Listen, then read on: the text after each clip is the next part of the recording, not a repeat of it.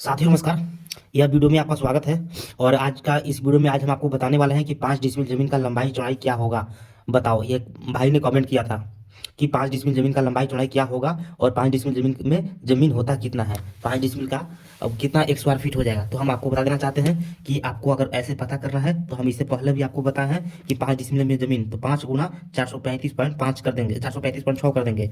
435.6 एक डिसमिल में, मतलब यहाँ लिखिएगा एक डिसमिल का वैल्यू होता है 435.6 वर्ग फीट होता है, ठीक ना।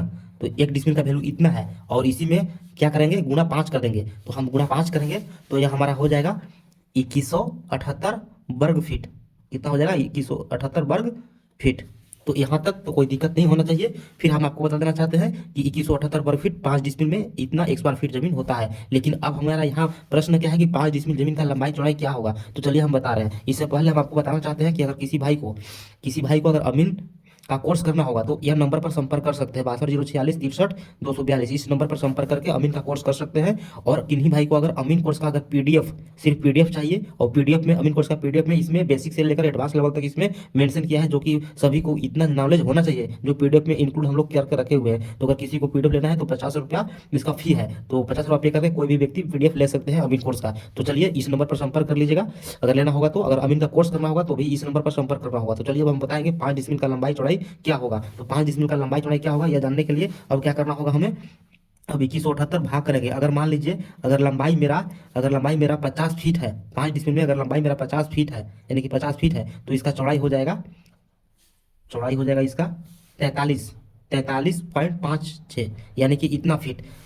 अगर लंबाई 50 फीट है तो आपको 5 डिसमिल में जमीन होगा 43 फीट, 43 फीट 5.56, ठीक ना। तो यह जमीन होगा लंबाई चौड़ाई। 5 डिसमिल में इतना लंबाई इतना चौड़ाई जमीन होगा।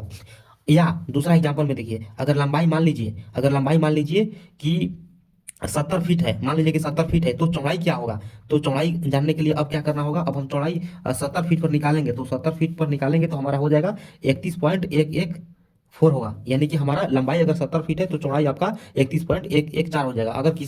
अगर लंबाई चौड़ाई अगर ऐसे जानना है तो फिर आप इसके अनुसार से, जो आपका प्रश्न है, प्रश्न के अनुसार से आप कमेंट कीजिएगा, तो कमेंट के अनुसार से हम आपको बता पाएंगे। और मान लीजिए कि अगर किसी व्यक्ति को लंबाई अगर 100 फीट है और उनको 5 डिसमिल चाहिए तो उसके लिए चौड़ाई क्या होगा। तो ऐसे ऐसे प्रश्न बहुत लोग करते हैं, तो हम एग्जाम्पल में आपको बता रहे हैं, ठीक ना। तो कहने का मतलब है कि अगर हम वहाँ आपके प्रश्न तक नहीं पहुंच पा रहे हैं तो इसके लिए मुझे खेद है। आप कमेंट कीजिएगा तो हम आपको बता पाएंगे। तो इसका अगर लंबाई 100 फीट है तो चौड़ाई क्या होगा। अगर 100 फीट पर अगर पाँच पाँच डिसमिल जमीन है और 100 फीट लंबाई है तो चौड़ाई क्या होगा। तो इसका चौड़ाई होगा आपका 21.78 होगा। तो इस प्रकार से लंबाई चौड़ाई हम आपको बता दिए हैं, ठीक है। तो इस प्रकार से जमीन की लंबाई चौड़ाई होता है 5 डिसमिल में, ठीक ना। तो फिर अगर और भी कोई आपको अंदरूनी जानकारी चाहिए तो फिर आप हमसे संपर्क कर सकते हैं। चलिए फिर मिलते हैं नेक्स्ट वीडियो में।